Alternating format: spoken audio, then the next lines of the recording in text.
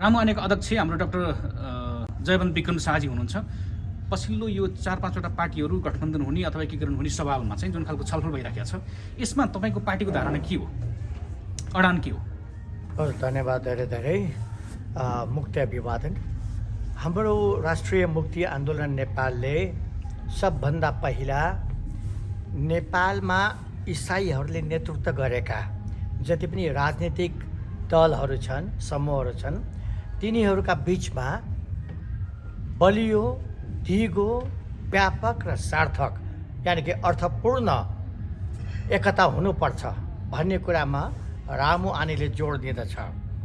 अनि यस्तो खालको दिगो, बलियो, व्यापक र सार्थक दलीय राजनीतिक एकताका लागि आधार के हो त भन्दाखेरि हामीहरूको बिचमा मूलतः यो देश र जनताका आधारभूत आवश्यकताहरू के छन्, ती आधारभूत आवश्यकताहरू देशभित्रका र देशको बाहिरसँग यानि कि अन्तर्राष्ट्रिय सम्बन्धमा पनि रहेका विषयवस्तुहरू जे छन्, जसले नेपाल र नेपालीलाई आघात पुर्याइरहेको छ, घाटा पुर्याइरहेको छ, त्यहाँदेखि यी सबै कुराहरूलाई समेटेर नेपाल र नेपालीलाई समग्र र पूर्ण रूपले मुक्ति दिलाउनका खातिर र त्यो मुक्ति दिलाएपछि नेपाल र नेपालीलाई यहाँ अन्तिममा गएर एउटा पवित्र, एकीकृत, सुन्दर, शान्त, विशाल, समृद्धशाली,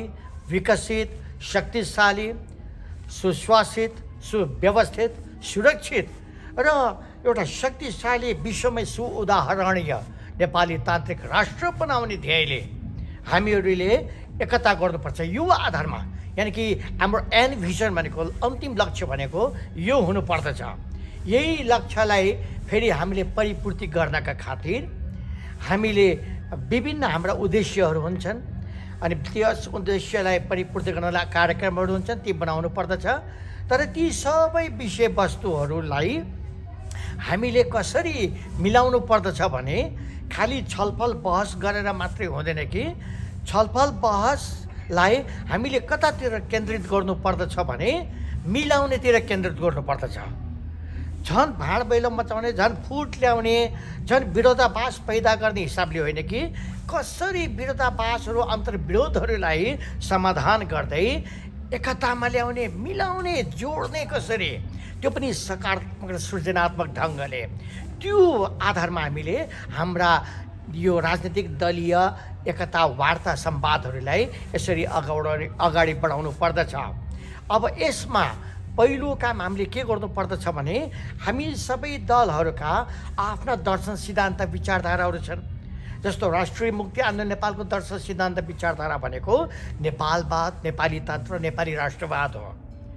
अर्को दलले अर्कै, सबैको आफ्ना दर्शन, सिद्धान्त, विचारधाराहरू छन्। त्यसैले यी सबैका दर्शन, सिद्धान्त, विचारधाराहरूलाई पनि छलफल गरेर यिनीहरूको बिचमा कतिपय कुराहरू मिल्न सक्छन्, आपसमा कतिपय कुराहरू नमिल्न सक्छन्। अनि मिल्न सक्ने कुराहरूलाई यानि कि पत्ता लगाएर, अर्थात् त्यसलाई भन्छौँ हामी मिलन बिन्दुको पहिचान गर्ने। प्रत्येक विषयमा छलफल गर्दै मिलन बिन्दुको पहिचान गरेर अनि जहाँ मिलन बिन्दु हुन्छ त्यसमा हामी सबैले साझा सहमति कायम गरौँ। यो प्रक्रियाद्वारा हामीहरू अगाडि बढ्यौँ भने निश्चय पनि हाम्रो बिचमा दिगो, बलियो, व्यापक र सार्थक एकता हुन्छ। अनि यो विषयवस्तुहरूमा पहिला हामीले दर्शन, सिद्धान्त, विचारधाराको बारेमा छलफल गर्दै त्यसपछि गएर विभिन्न विषयहरूका नीतिहरूको बारेमा, जस्तो आधारभूत आवश्यकताहरू छ नि हाम्रो, रोजगारको बारेमा हाम्रो नीति के, स्वरोजगारको बारेमा के, घाँस, बाँस, कपास, शिक्षा, स्वास्थ्य, आराम, मनोरञ्जन, सामाजिक सुरक्षाहरूको बारेमा हाम्रो नीति के, राष्ट्रिय आन्तरिक सुरक्षाको बारेमा हाम्रो नीति के, राष्ट्रिय अन्तर्राष्ट्रिय सम्बन्धहरूमा हाम्रो नीति के हुने, अनि देशको भौगोलिक राष्ट्रियताको, अखण्डताको बारेमा हाम्रो नीति के हुने, अनि नेपालका विभिन्न जनसमुदायका हक अधिकारहरूको, जसलाई हामी जनतान्त्रिक हक अधिकारहरू भन्दछौँ, अनि त्यसबारेमा नीतिहरू के हुने, यी विभिन्न विषयवस्तुहरूमा हामीले नीतिहरू चाहिँ निर्माण गर्दाखेरि पनि आपसका ती नीतिहरूलाई समेट्ने, ती प्रस्तावहरूलाई छलफल गर्ने, मिलन बिन्दु पहिचान गर्ने र अनि साझा सहमति कायम गर्ने। त्यसपछि आउँछ हाम्रो अर्को के आदर्श मूल्य मान्यताहरू के हुन्। हामी सबैका आदर्श मूल्य मान्यताहरू फरक फरक छन्। हाम्रो बेग्लै छ, जनजागरणको, आउले प्रदेश पार्टीको र अहिलेको के भन्छ सामाजिक एकता पार्टीको पनि फरक छ। त्यसैले अब यो आदर्श मूल्य मान्यताहरूको बारेमा पनि छलफल गरेर यसमा पनि मिलन बिन्दु पहिचान गरेर साझा सहमति कायम गर्नुपर्छ।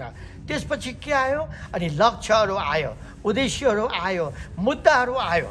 जस्तो मुद्दाको हकमा कुरा गर्दाखेरि दीर्घकालीन मुद्दा नेपालको के छ, हिन्दुस्तानले नेपालका 85वटा ठाउँमा भूभागहरू मिचेको छ। त्यो अन्तर्राष्ट्रिय सम्बन्धसँग सम्बन्धित राष्ट्रिय स्तरको भौगोलिक राष्ट्रियताको सवालको मुद्दा हो।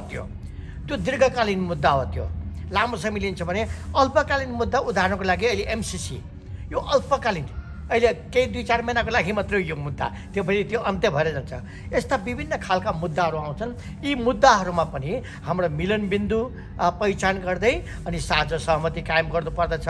अनि यति कुराहरू भइसकेपछि हामी कहाँ प्रवेश गर्नुपर्दछ भने त्यसपछि हाम्रो दर्शन सिद्धान्तहरू, यी कुराहरूको सैद्धान्तिक पाटोलाई हामीले अगाडि बढाइसकेपछि, त्यसबारेमा निर्कोल गरिसकेपछि, साझा सहमति कायम गरिसकेपछि अब पालो आउँछ प्राविधिक पक्ष।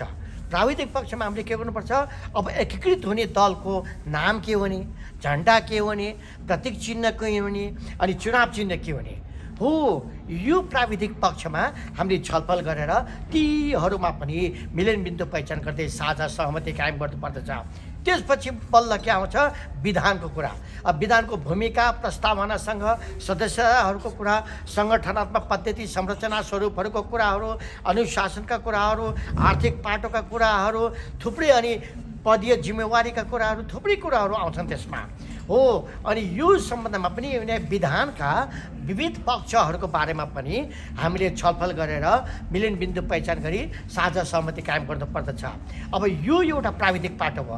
अब तेस्रो चरणको प्राविधिक पाटो भनेको के हो भने अन्तिममा गएर केन्द्रीय स्तरकोदेखि लिएर तल्लो स्तरसम्मको पदीय जिम्मेवारीहरू, अन्तिममा पदीय जिम्मेवारीको कुरा गर्नुपर्दछ भन्ने राष्ट्रिय मुक्ति आन्दोलन नेपालको धारणा हो। अन्तिममा गएपछि सबै कुरा, धेरै कुरा मिल्दै गएपछि अनि बल्ल पदीय जिम्मेवारीमा पनि एउटा वातावरण बन्छ। ल है, यति कुरा हाम्रो मिलिसक्यो भने अब त्यो पदको लागि तछाड मछाड त्यहाँ नहुन सक्छ, किनभने धेरै राम्रो वातावरण आपसमा बनिसकेको हुन्छ। त्यसकारण अन्तिममा पदीय जिम्मेवारीमा जानुपर्दछ। अब अहिलेसम्म हाम्रो बिचमा भएका कुराहरू के हुन् भने पदीय जिम्मेवारीमा नै हामी अड्किराखेका छौँ। कार्यकारी प्रमुख केन्द्रको त्यसमा अड्किराखेका छौँ।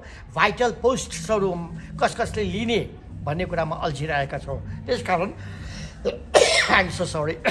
त्यसकारण चाहिँ अब यो हाम्रो पदीय जिम्मेवारीमा विभिन्न विकल्पहरू हामीले ल्याउन सक्छौँ। जस्तो कि हाम्रो 4वटा समूह छ। अहिले 4वटा राजनीतिक समूहहरूमध्ये कुनै एउटा समूहको लाई कार्यकारी प्रमुख मान्ने, अरू चाहिँ फेरि सहप्रमुख हुने, उपप्रमुख हुने, यो एउटा पाटो हुनसक्छ। या सबै हाम्रो 4वटै समूहको जुन कार्यकारी प्रमुखहरू हुनुहुन्छ उहाँहरूको समान हैसियत भएको अध्यक्ष मण्डल पनि बनाउन सकिन्छ, जसमा तलमाथि उच्च भन्ने कुरै नै भएन। त्यहाँ समान हैसियतको 4 जनाको अध्यक्ष मण्डल बनाउने, अनि महासचिवहरू, सचिवहरूको पनि आफ्नो मण्डल हुन्छ, सबै समान हैसियतमा हुन्छ। अहिले अन्तरिम कालको लागि, यानि कि यो आउँदो चुनाव नसिदिउन्जेलसम्मको लागि 6-7 महिनाको लागि त्यसरी हामी जान सक्छौँ। र चुनावहरू सिधिसकेपछि अनि हामीहरूले अनि दलीय एकता गर्न सक्छौँ। अनि यी आधारहरूलाई पछ्याउँदै जाँदाखेरि साँच्चै नै दिगो बलियो व्यापक र सार्थक राजनीतिक दलीय एकता हुन सक्छ भन्ने हाम्रो विश्वास हो। त्यसैमा हामी जोड बल दिन्छौँ र त्यसै यही प्रक्रिया विधिद्वारा हामीहरू अगाडि बढौँ भन्ने कुरा सबैलाई मेरो अनुरोध छ। अनि जबसम्म हाम्रो दलीय एकता हुँदैन तबसम्म हामीले के गर्न सक्छौँ भने सबभन्दा पहिला हाम्रो बिचमा हामीले विभिन्न चुनावहरूको सन्दर्भमा सहकार्य गर्न सक्छौँ, तालमेलहरू गर्न सक्छौँ आपसमा। त्यसरी हामी अगाडि बढ्न सक्छौँ। अनि तालमेल सहकार्यको अर्को चरणमा जब प्रदेशको र सङ्घ स्तरको चुनाव आउँछ त्यो हाम्रो 4वटा समूहको कुनै एउटा समूहको चुनाव चिन्ह लिएर, जस्तो हाम्रो राष्ट्रिय मुक्ति आन्दोलन नेपालको गोलाकारभित्रको षट्कोण हो, यसैलाई सबैको साझा चुनाव चिन्ह बनाएर गठबन्धन बनाएर पनि हामी जान सक्छौँ। अनि यो दुईटा चरणहरू तालमेल सहकार्य र गठबन्धनको कुराहरू पनि हामी सँगै मिलेर गर्न सक्ने एकदमै अवस्था छ यहाँ। तर हाम्रो चाहना हुनु पर्यो अनि हाम्रो प्रतिबद्धता हुनु पर्यो। आपसमा बेइमानी गर्नु भएन, हामी आपसमा चाहिँ धोकाधडी गर्नु भएन, इमान्दार हुनु पर्यो सबैजना। यो हिसाबले जाने भने साँच्चै नै हामीले मिलेर यो देशको कायापलट गर्न सक्छौँ र त्यो धेरै समय पनि लाग्दैन। राष्ट्रिय मुक्ति आन्दोलनले जुन नेपालको आमूल परिवर्तन गर्ने र नेपाल एउटा विश्वमै सुउदाहरणीय, अहिले मैले यो भनेको अर्थ के हो भने नेपाल र सिङ्गापुर स्विजरल्यान्ड जस्तो होइन, तर नेपाललाई नेपाली जस्तो बनाउने हो हाम्रो, ताकि विश्वले नेपालबाट सिकुन्, विश्वका मानिसहरूले नेपालीहरूबाट सिकुन्। त्यस्तो नेपाल र नेपाली सुउदाहरणीय नेपाल देश र सुअनुकरणीय नेपाली जाति बनाउने हाम्रो कुरा हो। त्यस्तो खालको मूल्य मान्यता लिएर हामीहरू सबै एउटै मनमतको भएर अगाडि बढ्नु पर्दछ भन्ने कुरा गठबन्धन एकीकरणको पक्षमा तपाईँहरू हुनुहुन्छ? एकदमै यसमा चाहिँ हामी लागि परेका छौँ, गम्भीर छौँ, संवेदनशील छौँ। यसरी अगाडि बढ्नु पर्दछ। विभिन्न उपायहरू प्रयोग गरेर कसरी हुन्छ एकता गरौँ भन्ने नै हाम्रो चाहना र प्रतिबद्धता र प्रयास हो। धन्यवाद।